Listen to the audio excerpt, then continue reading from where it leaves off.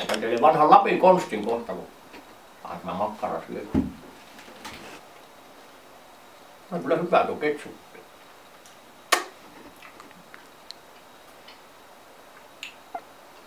Kuka lienee senkin keksinyt? Varmaan tallannut päälle ensimmäisen kerran. Maistanut jalkapohjaa illalla. Ketsuppipurkissa monesti tulee vastaan sekin hetki, että sieltä purkista ei enää oikein taho tulla mitään ja suulakkeet on tukossa, niin siinä vaiheessa kun ottaa pikkusen vettä ja täyttää tuo purkki. Oi.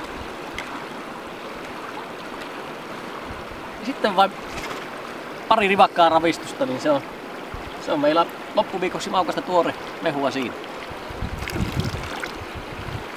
Ja komean väristä. Kaupassa maksaa monta euroa tämmönen purkki.